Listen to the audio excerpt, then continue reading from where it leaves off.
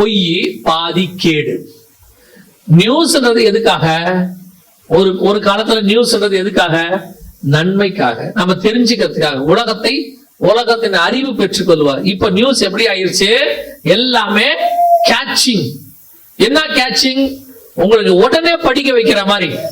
இப்ப நீங்க பாக்குற எல்லாமே எப்படி இருக்குது? ஏதாவது ஒண்ணு விகாரமா போட்டா தான் நீங்க பாக்குறீங்க, ஏதாவது ஒண்ணு வித்தியாசமா சொன்னா தான் நீங்க பாக்குறீங்க. போன இடத்தில் பரபரப்பு அப்படின்னா என்னதுன்னு உள்ள போய் பாக்குறீங்க. ஒண்ணுமில்ல, எல்லாரும் கூடி வந்திருக்கிறாங்க, எவ்வளவுதான். மொத்தமே இப்ப வரக்கூடிய 180% செய்தி உங்களுக்கு என்ன வருது? கேடு. இந்த கொரோனா நேரத்துல ஒரு நியூஸ் சேனல்ஸ் வேலை பார்த்தது பாருங்க, அந்த மாதிரி உலகத்துல இனிமேட் நிறைய பார்ப்பாங்க. கொரோனா நேரத்துல நடந்தது என்னவோ உண்மை, ஆனா அதை ஹைப் பண்ணி அவன் கொடுத்த விதம் இருக்குல்ல, ஒரு மியூசிக்கோட பின்னாடி அப்படியே ஒரு வயலினை போட்டு கொத்து கொத்தாய் ஜனங்கள் மடிகிறார்கள், எரிக்கிறதுக்கு வழி இல்லாமல் பிணங்கள் வழியில் கிடக்கிறது. நமக்கு சும்மா இருக்கிறவனுக்கே பக்கு பக்குன்னு ஆகுது. அவன் சொல்லும் போது வீதிகள் எங்கும் பிண குவியல்கள், வெளியே போலாமா வேணாமா, என்ன செய்யலாம் தெரியாது, எல்லா இடங்களிலும் லாக்டவுன், வெளியே வர வேண்டாம் என்று எச்சரிக்கப்படுகிறார்கள். என்னமோ கொரோனா கையில கத்தியோட நிக்கிற மாதிரி, வெளியே போனா குத்திடுவேன்ற மாதிரி. இப்பவும் கொரோனா இருக்கு தெரியுமா உங்களுக்கு? இன்னும் கொரோனா இருக்கு பூமியில. 70% மக்கள் தான் வேக்சின் போட்டிருக்காங்க, இன்னும் 30% மக்கள் என்ன செய்யல? வேக்சின் போடல. அப்புறம் ஏன் கொரோனா பரவல? இந்த 2 வருஷம் ஏன் பரவல கேட்டா சொல்லுவாங்க, எல்லாரும் வேக்சின் போடுறாங்க. கிடையாது, 70% தான் போட்டிருக்காங்க வேர்ல்டுல, 30% இன்னும் போடல.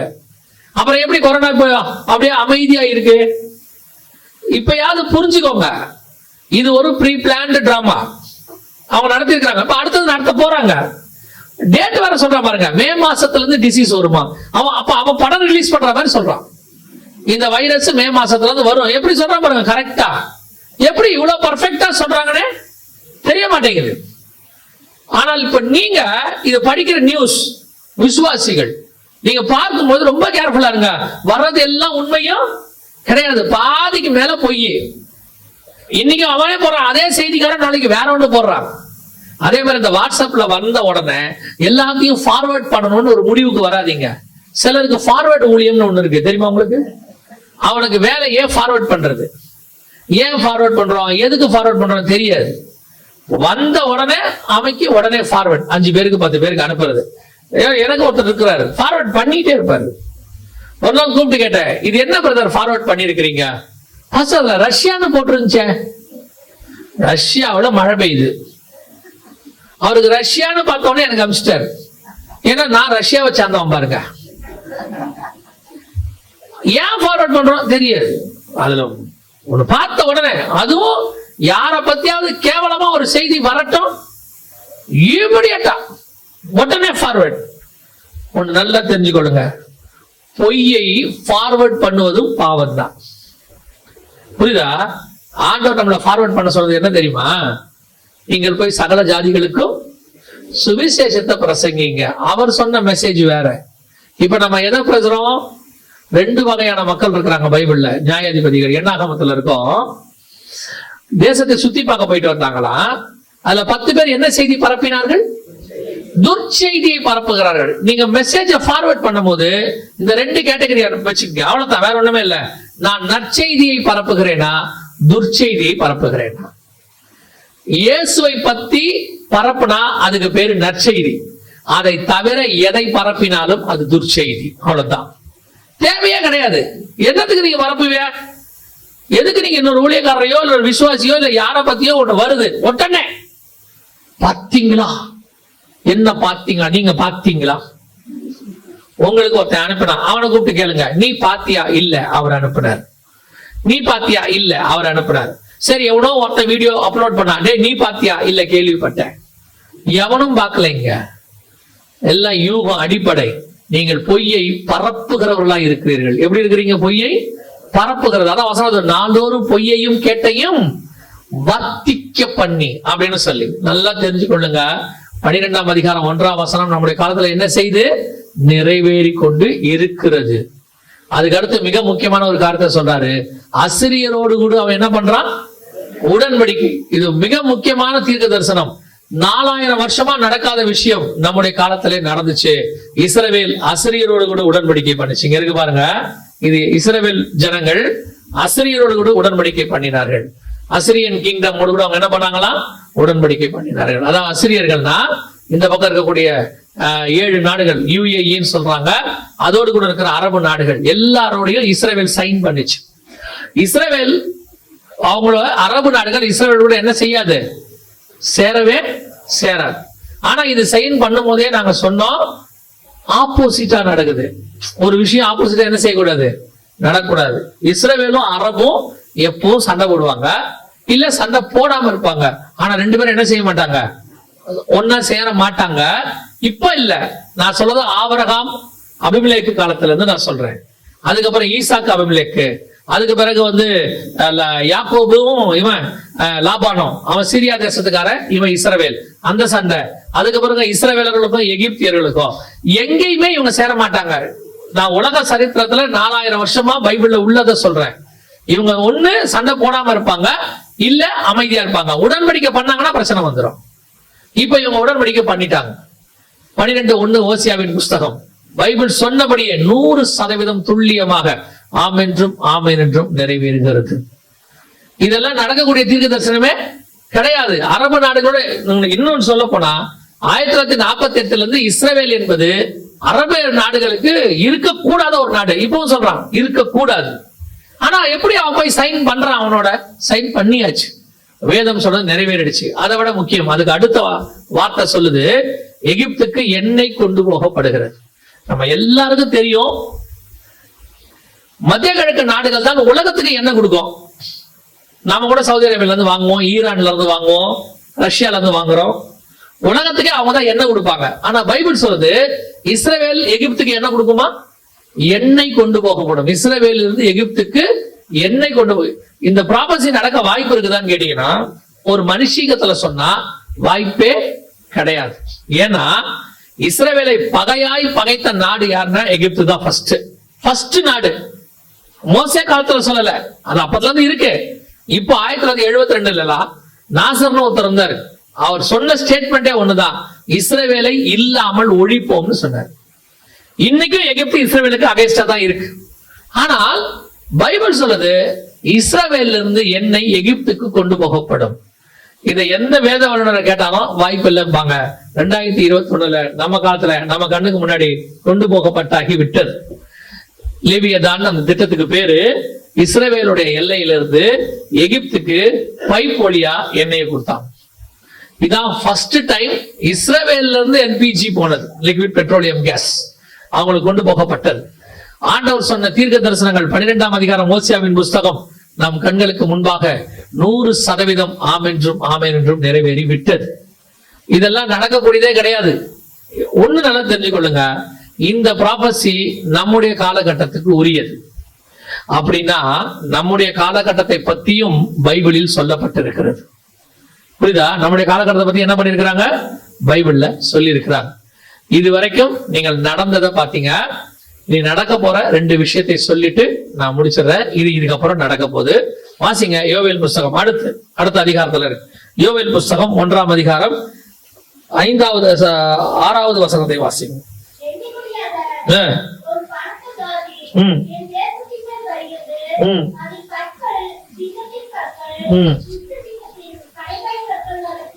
இது யாரை பத்தி சொல்லப்பட்டிருக்கிறது அப்படின்னு கேட்டீங்கன்னு சொன்னா, இப்ப இஸ்ரவேலுக்கு விரோதமா எழும்பி வரக்கூடிய நாடுகள், அதுல பர்டிகுலரா இப்ப வரப்போற நாடு, இப்ப இந்த யுத்தம் முடிஞ்ச பிறகு சொல்றேன். இப்ப இந்த யுத்தம் நடக்குது இல்லையா, இந்த யுத்தத்தை பத்தியும், இந்த யுத்தத்துல என்ன நடக்கும், இதுக்கு நடுவுல என்ன செய்ய போறாங்க, இப்போ நான் சொல்றது 2024-25 என்ன செய்ய போறாங்கன்றதெல்லாம் நம்ம நாளைக்கு பார்ப்போம். அதையும் ஆண்டு கொடுத்து வச்சிருக்கிறாரு பைபிள்ல. ஆனா இந்த யுத்தம் முடிஞ்ச பிறகு, ஏன்னா இது 3ஆம் உலக யுத்தமா மாறிடுச்சு, இது 3rd வேர்ல்ட் வார்க்குள்ள போயிருச்சு.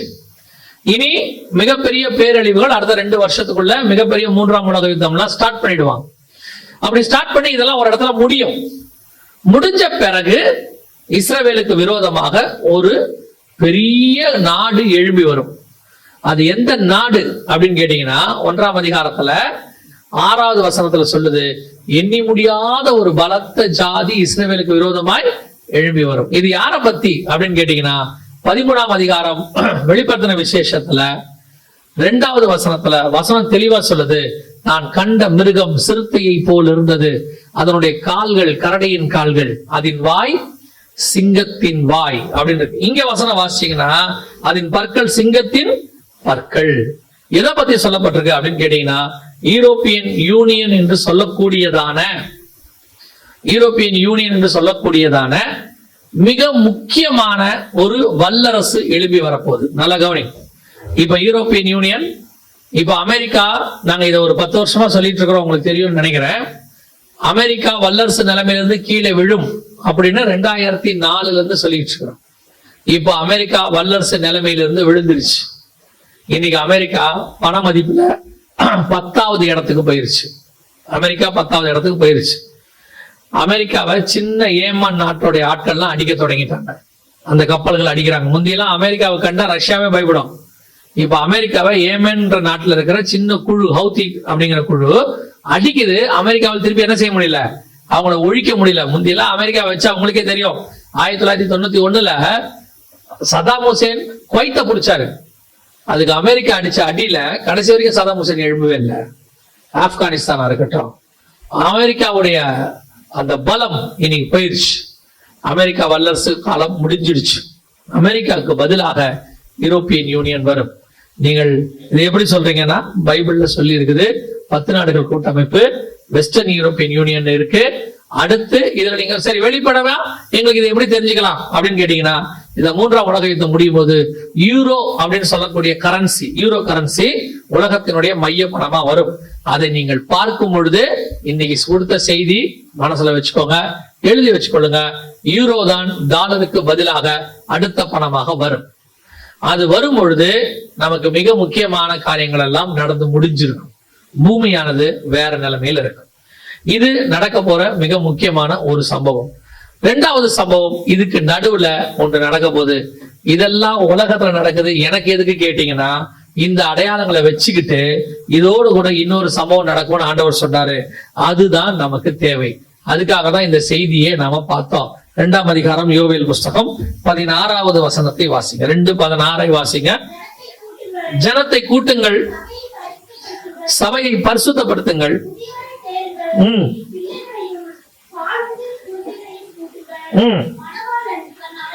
மணவாளன் தன் அறையையும் மணவாட்டி தன் மறைவையும் விட்டு புறப்படுவார்களாக. இந்த 2 காரியம், மணவாளன் தன் அறையையும் மணவாட்டி தன் மறைவையும் விட்டு. நீங்க 2ஆம் அதிகாரத்தை போய் வாசித்து பாருங்க. ஒரு பெரிய யுத்தத்தை பத்தி சொல்லி இருக்குதாங்க.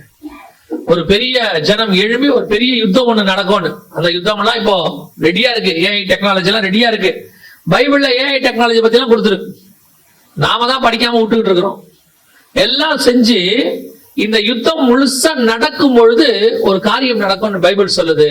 மணவாளன் தன் அறையையும் மணவாட்டி தன் மறைவையும் விட்டு புறப்படுவார்களாக. மணவாளனுடைய அறை என்பது பிதாவினுடைய வலது பாரிசம். அதுக்கு ஃபாதர்ஸ் சாம்பர்னு ஒரு பேர் உண்டு. அவர் அங்கிருந்து நம்ம மீட்கும்படி வருவாராம். அதே வேளையில மணவாட்டியாக சபை என்ன செய்யுமா, மறைவை விட்டு புறப்படுமா. எந்த மறைவை விட்டு? உன்னத பாட்டு சொல்லுது, கண்மலையின் வெடிப்புகளிலும் சிகரங்களின் மறைவிடங்களிலும் தங்கி இருக்கிற என் புறாவே உன் முகரூபத்தை காண்பி. உன்னத பாட்டுல சொல்லப்பட்ட தீர்க்க தரிசனம் இங்கே நிறைவேறுகிறது. இவைகள் சம்பவித்துக் கொண்டிருக்கும் பொழுதுதான் சபை எடுத்துக்கொள்ளப்படுதல் சம்பவிக்கும் என்று வேதம் சொல்லுது. நம்முடைய அதுக்கு முன்னாடி கர்த்தர் வருகிறார் வருகிறார்னு சத்தம் வருமா. யோவேல் 2:1 வாசிங்க. யோவேல் 2:1.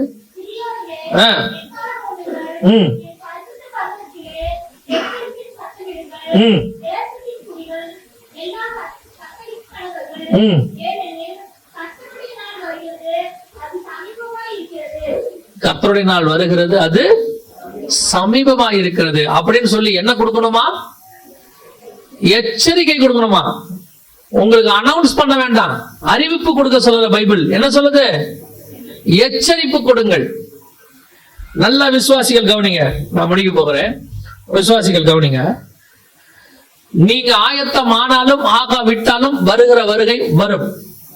ஆண்டவர் சொன்ன இத்தனை காரியங்களும் துல்லியமாய் நடக்கிறது என்று சொன்னால் கர்த்தருடைய வருகையும் துல்லியமாக நடக்கும். இதெல்லாம் ஏன் எழுதி வச்சார் பைபிள்ல? ஏன் கொடுக்கணும் நம்ம கிட்ட? அவர் சொல்றாரு, நான் என்னுடைய மகத்துவங்களை அவர்களுக்கு எழுதி கொடுத்தேன். ஏன் எழுதி கொடுத்தாரு? இதெல்லாம் படிச்சு நான் வரும்போது எனக்காக ஆயத்தமா இருங்கன்னு சொல்றேன். இஸ்ரவேல் ஜனங்கிட்ட ஃபர்ஸ்ட் பார்ட் கொடுத்தாரு, நான் வரும்போது ஆயத்தமா இருங்கன்னாரு. ஆனால் அவர் வரும்போது அவர்கள் என்னவா இல்லை, ஆயத்தமா இல்லை, ஒரு சிலரை தவிர. இது செகண்ட் பார்ட், இரண்டாம் வருகை. எலிசா கேட்கிறாரு, இது தோட்டங்களையும் துறவுகளையும் ஒளிவ தோப்புகளையும் வீடுகளையும் வாங்குவதற்கு இது காலமோ? இது நீங்க யோசிச்சு பாருங்க, எவ்வளவு காரியங்கள் வந்து இந்த உலகம் வேக வேகமா செய்யுது. ஆனா எல்லாம் சடுதியில நாசமாகுது. இந்த ஜனவரி மாசம் 1ஆம் தேதி நியூ இயர் ஸ்டார்ட் பண்ணும் போதே 7.6 7.6 ரிக்டர் அளவு பூகம்பம். எங்க? ஜப்பான்ல. போய் அந்த பகுதியை போய் பாருங்க, அந்த வீடியோவை போய் பாருங்க. ஒரு டிஸ்ட்ரிக்டே நாசமா போச்சு. அப்படியே போய் பாருங்க. அடுத்து இப்போ சைனால மிக பெருசு, மொராக்கோல, லிபியால, எல்லா பக்கத்திலையும் போய் பாருங்க, மிகப்பெரிய பேரழிவுகள். இந்த கட்டடங்கள்லாம் எப்ப கட்டப்பட்டது? இந்த கட்டடங்கள்லாம் ரொம்ப பழசா இல்ல, நம்ம கண்ணுக்கு முன்னாடி தான் கட்டப்பட்டது. Modern age. நம்மளோட நோக்கம் என்ன? இது இங்க வராதுன்னு ஒரு எண்ணம். சென்னைக்கு அலர்ட் கொடுத்துட்டாங்க, 2022 கொடுத்துட்டாங்க. 2050க்குள்ள சென்னை 13 கிலோமீட்டர் உள்ள போக போகுதுன்னு. ஏன் இந்த வருஷம் இவ்வளவு பெரிய வெள்ளம், ஏன் இவ்வளவு தூரம் தண்ணி வந்ததுன்னா அதோட ஸ்டார்டிங் குள்ள நாங்க வந்துட்டோம். 2025 இதை விட மோசமா இருக்கும்ன்றாங்க. 2030 இருந்து 50க்குள்ள சென்னை 13 கிலோமீட்டர் உள்ள போகும்ன்றான். நான் சொல்லல, கவர்மெண்ட் ரிப்போர்ட் கொடுத்திருக்காங்க, ஆய்வறிக்கை கொடுத்திருக்காங்க. அது ஸ்டார்ட் ஆயிடுச்சுன்னு சொல்றாங்க. ஆனா ஜனங்களுக்கு உணர்வு இருக்குதா? நமக்கு ஏதாவது தோணுதா? நமக்கு இன்னும் இதை பத்தி ஒண்ணுமே தோணலையே. பாருங்க, இந்தோனேஷியால ஜகார்த்தா தலைநகரம் தண்ணிக்குள்ள போகுது 2030 சொல்லி அவன் 2020 இருந்து எல்லாத்தையும் மாத்திட்டான். இப்ப ஜகார்த்தா தலைநகரம் கிடையாது, வேற ஒரு இடம் தலைநகரம் மாறிடுச்சு. இதே மாதிரி தண்ணி வர உள்ள தொடங்கிருச்சு. ரெடி ஆயிட்டாங்க அவங்க. ஆனா நாம ஸ்பிரிச்சுவலி ரெடியா இருக்கிறோமா? சொன்னா கேட்போமா? இந்த எச்சரிப்புல ஆண்டவர் என்ன சொல்ல விரும்புறாருன்னா, உங்களையும் உங்கள் குடும்பத்தையும் காப்பாற்ற விரும்புகிறார், அதே நேரத்தில் உங்கள் ஆத்மாவையும் காப்பாற்ற விரும்புகிறார். ரெண்டையும் ஒரே நேரத்தில் ஆண்டவர் செய்யணும்னு விரும்புறாரு. நம்முடைய தேவனுடைய அன்பு எப்பேற்பட்டதுன்னா, இதெல்லாம் மனுஷன் ஏற்படுத்துறது. இப்ப நீங்க என்ன கேட்பீங்க? ஒரு சிலர் கேட்பாங்க, இவ்வளவு செய்யற ஆண்டவர் இதை தடுத்து நிறுத்த கூடாதா? ஆண்டவர் நல்லா தான் கொடுத்தாரு, ஒழுங்கா தான் கொடுத்தாரு. எல்லாத்தையும் மனுஷன் மோசமாக்கிட்டான். திருப்பி நோவா காலத்துல சரி பண்ணி கொடுத்தாரு, திருப்பி மோசமாக்கிட்டான். இயேசு வந்து திருப்பி சரி பண்ணி கொடுத்தாரு, திருப்பி மோசமாக்கிட்டான். இப்ப ஆண்டவர் சொல்றாரு, ஒரு தடவைக்கு 2 தடவை, 2 தடவைக்கு 3 தடவை என்ன பண்ணிருக்குது? சரி பண்ணி கொடுத்திருக்க. இனி இந்த பூமி மோசமான இடத்துக்கு போகுது. சொன்னாலும் மனுஷன் கேட்கறது இல்ல. ஆண்டவர் சொன்னபடி பைபிள் படி வாழ்ந்தா இந்த கேடு வந்திருக்கவே வந்திருக்காது. மோசம் ஆயிடுச்சு. ஆண்டவர் சொன்னாரு, சரி அவர்கள் கேட்கல, அவங்க பூமியை ஒழிக்க போறாங்க, அந்த ஒழிக்கிற இடத்துல இருந்து உங்களையாவது காப்பாற்றிக் கொள்ளுங்கள். இப்ப என்ன சொல்லுது கவர்மெண்ட்? வெள்ளம் வருவதை கவர்மெண்டால என்ன செய்ய முடியாது, தடுக்க முடியாது. ஆனா அதுக்கு நடுவில் இருந்து உங்களை காப்பாற்ற கவர்மெண்டால முடியும். அதே தான் ஆண்டவர் சொன்னாரு, பூமியில நாம ஏற்படுத்தின விளைவுகள்னால எல்லாம் நடக்குது. ஆண்டவர் சொன்னாரா கடற்கரை ஓரத்தில் இருக்கிற மரத்தை வெட்ட சொன்னாரா? ஆண்டவர் சொன்னாரா கடல்ல மண்ணு போட்டு ஊரை உண்டாக்குன்னு சொன்னாரா? ஆண்டவர் சொன்னாரா இருக்கிற மலையெல்லாம் வெட்டி எடுத்துருன்னு சொன்னாரா? ஆண்டவர் சொன்னாரா மொத்த மரத்தையும் வெட்டிட்டு 8 வழி பாதை போடுன்னு சொன்னாரா? ஆண்டவர் நியூக்ளியர் பாம்பு கண்டுபிடிச்சு வெடிக்க சொன்னாரா? கடலையும் மோசமாக்கியாச்சு, மலையும் மோசமாக்கியாச்சு, மரத்தையும் வெட்டியாச்சு, வானத்துல சேட்டலைட் விட்டு வானத்தையும் டஸ்டா மாத்தியாச்சு, எல்லாம் நம்ம பண்ணியாச்சு. ஆண்டவர் செய்யாதன்னா அவர் செய்யறான். கடைசி ஆண்டவர் சொல்றாரு, சரி நீ மோசமாக்கிட்ட, இதுக்கு நடுவுல இருந்து உன்னையாவது காப்பாத்துறேங்கிறாரு. நாம அதை கேட்கணும். அவர் என்ன செய்வாரு? இப்ப நமக்கு ஆண்டவர் ஒரு வாய்ப்பு கொடுத்திருக்கிறார். அவர் மீண்டும் வரப்போகிறார்.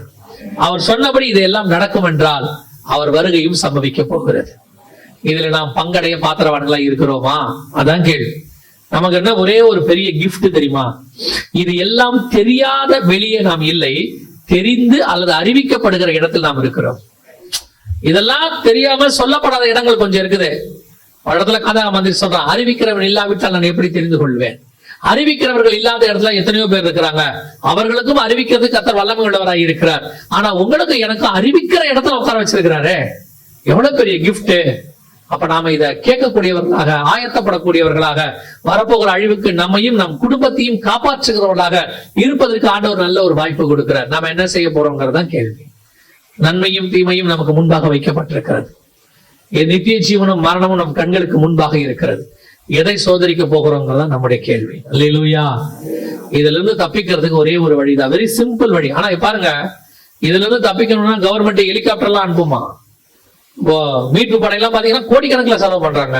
அதுக்கப்புறம் அந்த ஐஸ்லாண்ட்ல 40 கிலோமீட்டருக்கு நெருப்பு உள்ள வந்துருச்சு, காப்பாத்துறதுக்கு எத்தனை லட்சம் கோடி ரூபாய் செலவாயிருக்குது. ஆனா இவ்வளவு பெரிய அழிவுல இருந்து நம்மை காப்பாத்துறதுக்கு இயேசு ஒரே ஒண்ணுதான் வச்சிருக்கிறாரு. என்ன தெரியுமா? அவரை சொந்த ரட்சகராக ஏற்றுக்கொள்வது. மனம் திரும்புங்கள் பரலோக ராஜ்யம். இயேசு எந்த மத மாற்றத்தை கேட்கல, பேர் மாற்றத்தை கேட்கல, ஊர் மாற்றத்தை கேட்கல. இயேசு கேட்டது ஒன்னே ஒண்ணுதான், மனம் திரும்புங்கள் பரலோக ராஜ்யம் சமீபமாயிருக்கிறது. இருதயத்துக்குள்ள இயேசுவே என் உள்ளத்தில் வாரும், என் பாவத்தை மன்னியும், உம்முடைய பிள்ளையாய் என்னை ஏற்றுக்கொள்ளும், உம்முடைய ரத்தத்தால் என்னை கழுவும், உம்மை என் சொந்த ரட்சகராக நான் ஏற்றுக்கொள்ளுகிறேன். இதை சொல்லும் பொழுது கர்த்தர் நம் பாவத்தை மன்னிக்க வல்லமை உள்ளவராய் இருக்கிறார். நம்மை மாத்திரமல்ல, நம் நிமித்தம் நம் குடும்பத்தையும் காப்பாற்ற வல்லமை உள்ளவராய் இருக்கிறார். இவ்வளவு சிம்பிளா காப்பாற்றக்கூடிய ஒரு தேவன் உலகத்திலே எங்கேயுமே கிடையாது. எந்த பலியையும் கேட்கல, எந்த காணிக்கையும் கேட்கல, எதையும் கேட்கல. அவர் கேட்டது ஒன்னே ஒண்ணு, உன் இருதயத்தை எனக்கு தான். இதை மாத்திரம் தான் கர்த்தர் நம்ம கிட்ட கேட்கிறார். ஆயத்தமா இருக்கிறோமா? நீ ஒப்பு கொடுத்தால் கர்த்தருடைய மகிமையை பார்க்க முடியும்.